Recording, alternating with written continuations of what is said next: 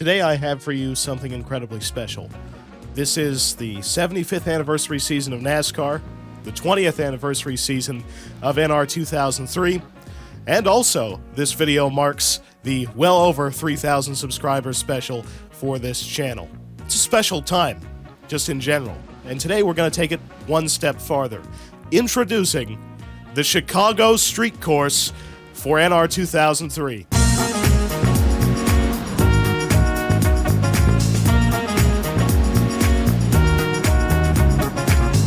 This track was created by Alexander MZ695, and I was contacted to do a bit of a trailer video for this. You know, of course, how could I say no? So today we're going to have a little bit of fun.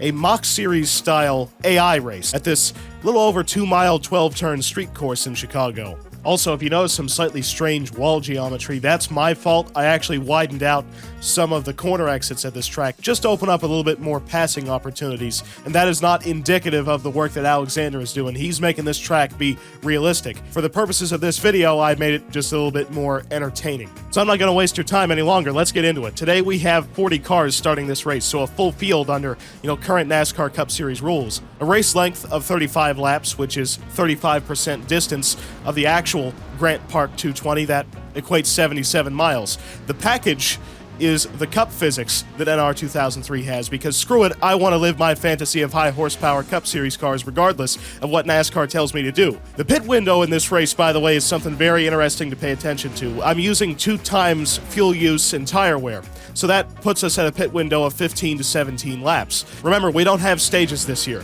on road courses, so there's going to be no interruption of the action unless we have a caution for incident. You could technically run this race backwards, pit on lap 5, then pit on lap, say, 20, and get yourself into the fuel window of making it all the way to the finish. It'll be a strategy race because it's a street circuit. You can't really pass that easily at a track like this, so you got to figure out ways to pass them in the pits. It's a lot easier to do it that way than on the racetrack. Oh, and last year's winner?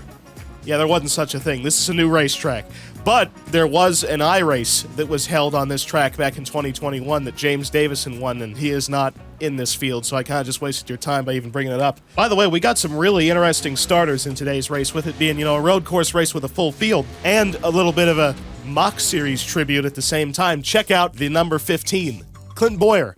I apologize in advance to Jensen Button, but if you don't know about mock series canon, CLINT was our first champion back in 2019, so how could I do this race and leave him out? We also got Josh Bilicki in the classic Gravely lawnmower paint scheme that he won the Daytona 500 with in 2021. If you don't know, you're absolutely confused, and I don't blame you. How about this? Project 91, Jan Magnussen. Jan was actually a multi-time winner back in the mock series years. He made a total conversion from IMSA to NASCAR, so how could I leave him out of an event like this? We got some open cars in the field, more than just Magnussen. Austin Hill, Jimmy Johnson, and Connor Daly.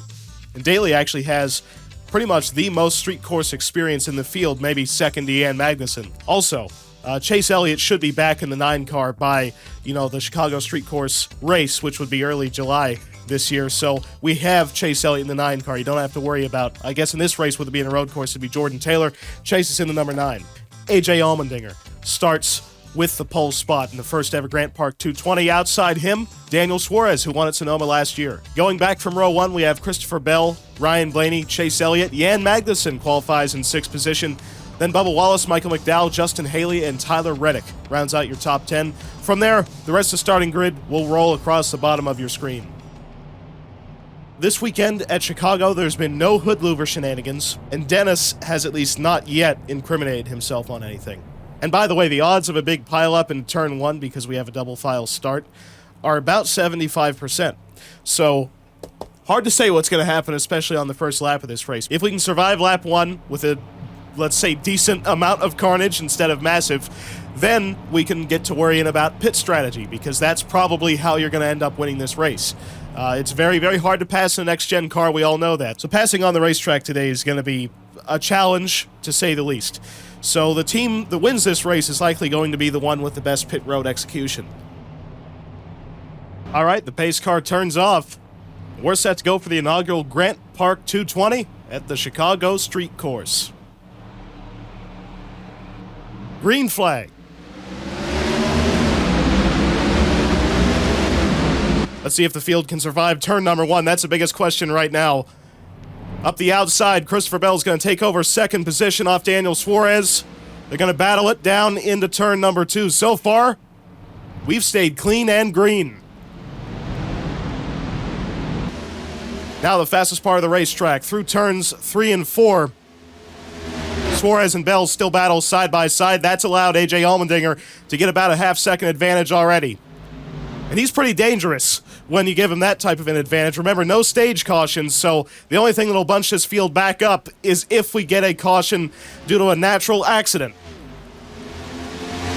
So far, it doesn't look like a single car in this field has damage, which, that's really clean. I shouldn't have underestimated this field.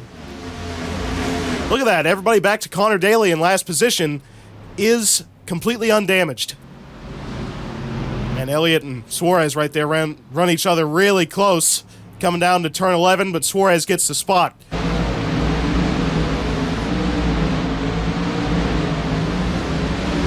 A.J. Allmendinger leads lap number 1 with a comfortable margin above the number 20 car, Christopher Bell. Oh, Byron gets turned hard into the pit road wall. Caution. They saved all their energy for wrecking at the end of lap 1 instead of wrecking into turn 1 like I expected. Just check this out. Byron runs a little bit wide, gets clipped by Kevin Harvick down into the 19 of Truex right at the beginning of pit road. That is a driver's side impact. I mean, if this was a real race, I don't know 100% about your odds of survival. Yeah, this don't look good. This doesn't look very comfortable to me. Neither does this. That right there. There's the wall. A little bit of skull grazing. Unfortunately, this is not going to be a race where I'm going to be able to make a joke about him putting a giant hat on top of the car if he wins. Obviously, Byron's wreck here stole the show, because that is a horrific impact, but also Truex is going to be out of this race from that. If this was like back in the Mock Series days, Byron would be out for a long time. I don't even know how long. It would be quite a while. And so that's kind of left me awestruck. Remember, we're still racing back to the caution 2003 rules. My question is anybody going to come down pit road because of this? You might be able to run the race backwards from this yellow. Anyways, A.J. Allmendinger leads us back to the caution. I'm still a little astonished by what I saw. Do you notice, though, it doesn't matter what game I'm playing. Somebody ends up getting involved in the wreck that's almost fatal. Whether I'm, like, flipping a fake Formula 1 car, you know, anything I did as Robbie Gordon, watching a race, I'm reverse Midas. One interesting thing you might have noticed off the start of the race, even though I was a little bit too occupied to talk about it, but the outside line is actually the preferred line to run off of turn 1. You can get the power down a little better. So Brock Beard would be very satisfied to know that Martin Truex Jr. is taking the last place finish. Joey Logano's in the pits for that damage he got earlier on in this race, and so is the 5 car of Kyle Larson and the 54 of Ty Gibbs. Looks like a few of these guys are just coming down for fuel only to run the race backwards. Chris Buescher tried to come down pit road, and I've never seen this in any of the tests that I've done. But Chris Buescher tries to come down pit road a little late and just rams himself into the wall that Byron almost died on. Well, 17 cars now out of the race, too. Guess I'll blame that on a depth perception problem. I've never had that in a single test race that I've done at this track, and I've done probably over 20 in preparation for this video. But, of course, the moment I hit record, check it out. Lap number 4, A.J. Allmendinger comes down pit road. He's going to try to run this race in reverse and get track position that way. Blaney joins his strategy, and that's going to cycle Christopher Bell out to the lead. Clint Bowyer comes down pit road as well. And as you can tell, nobody's doing the Buescher.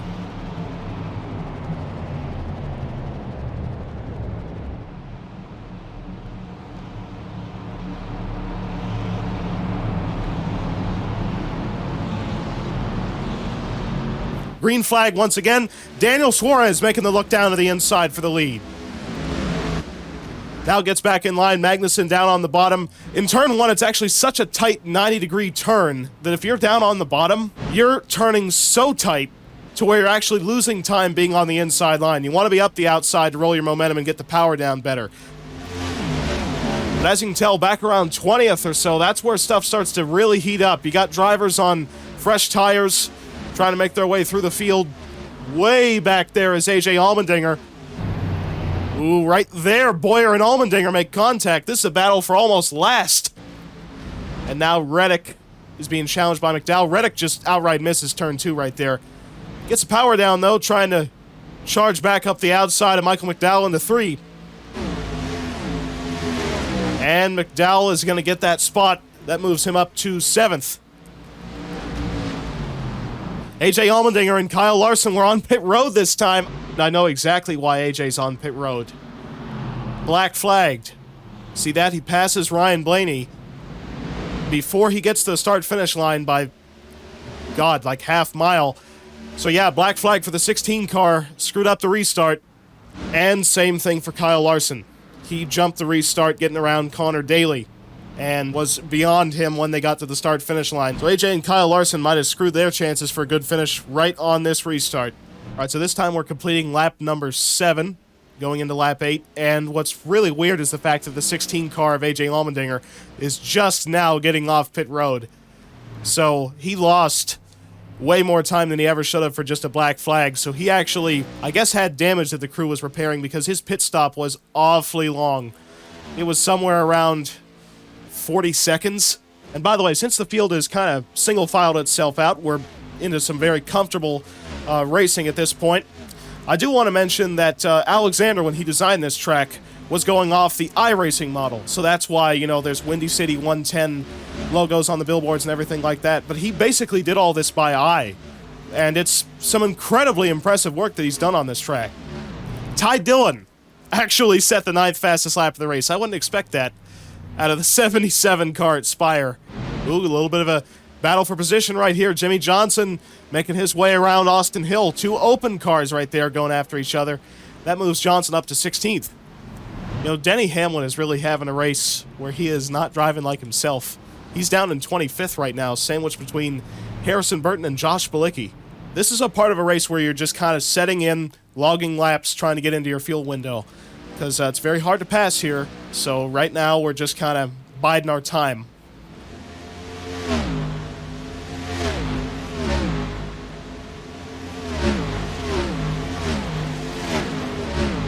Right now, there's one guy in the field who desperately wants a caution, and his name is AJ Allmendinger. Went from leading this race to now residing in 37th, almost 1 lap down. And, you know, sure, AJ Allmendinger's kind of had his race fall apart at this point, but how about his son?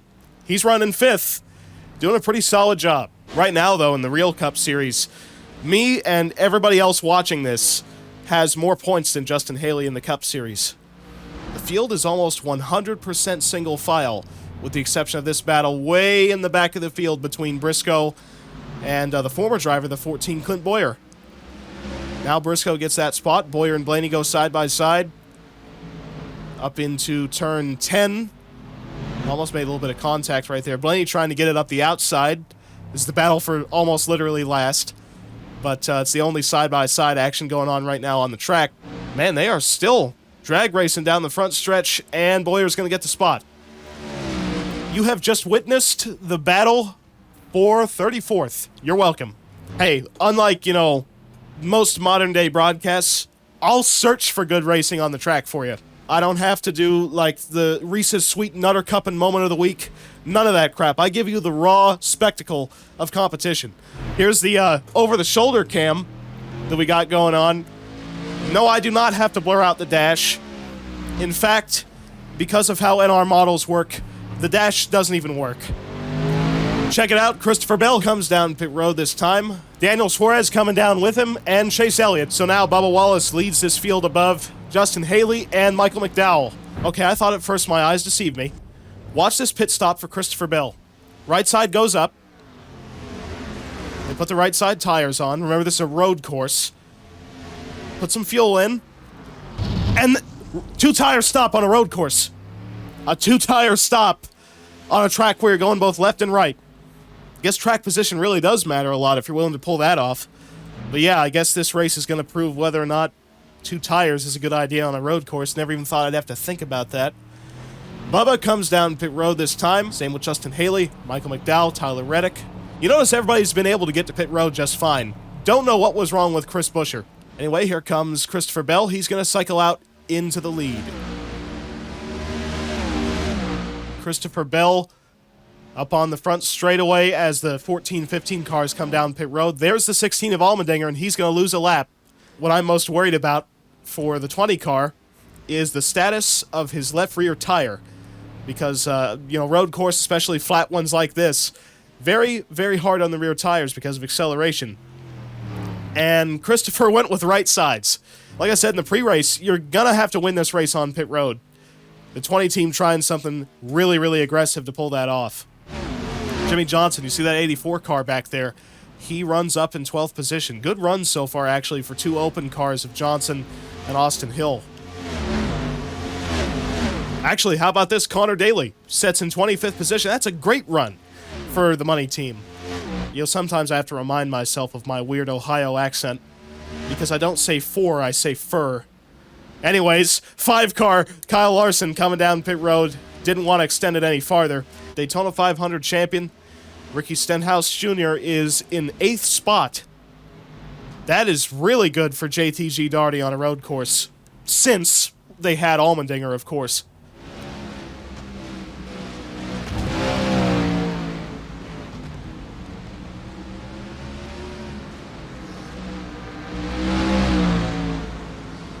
You know who really had a bad pit cycle? Chase Elliott. He's now down in 21st. He was running well up in the top 5. The gap separating the 20 and 99 cars has kind of stagnated right at about almost 7 seconds. All right, here we got Christopher Bell coming down pit road. Daniel Suarez stays out on the racetrack. This time, Christopher Bell puts on left side tires. Is he just going to do lefts, maybe? Yep, just lefts. 2 tire stops is the whole strategy on this number 20 team. That is crazy, but I love it. All right, Daniel Suarez, now your race leader. Let's see how long he stays out on the racetrack.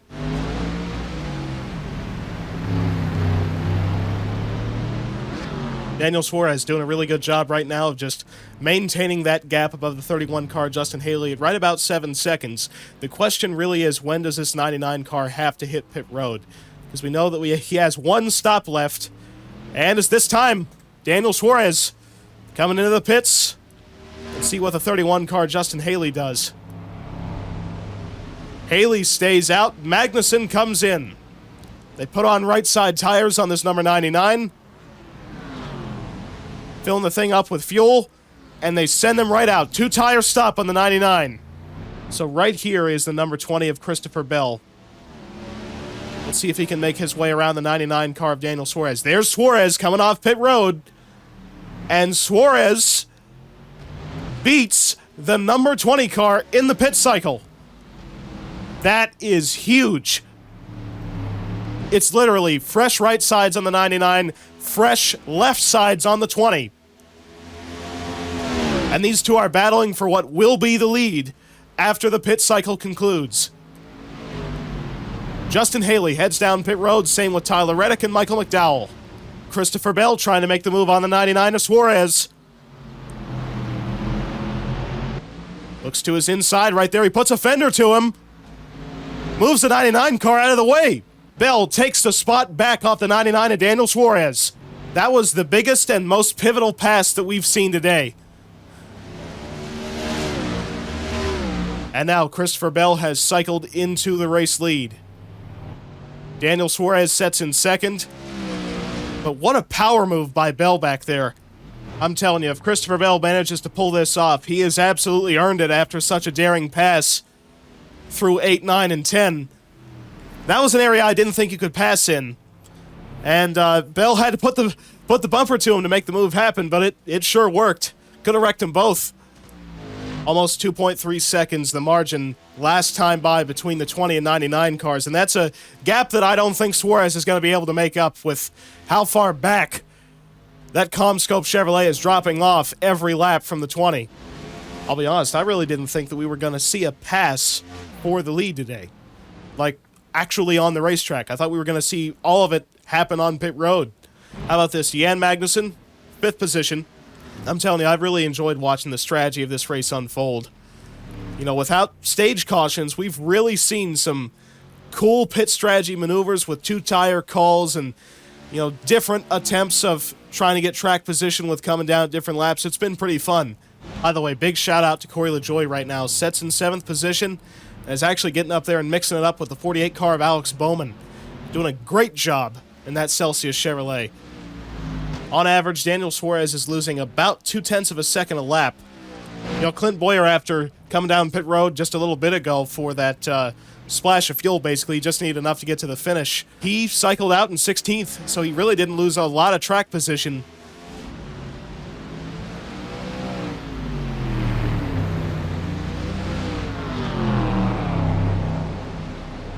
All right, 2 laps to go this time.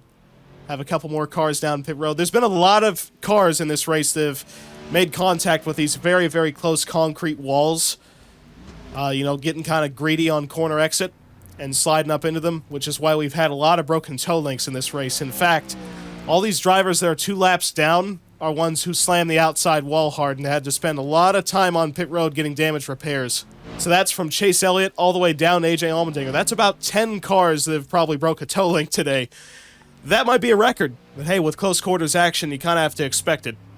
Christopher Bell's lead is now a little bit over 3 seconds, just running very, very comfortably, and I'm sure if he could take his hands off the wheel, he'd have every finger crossed in the hopes of no cautions.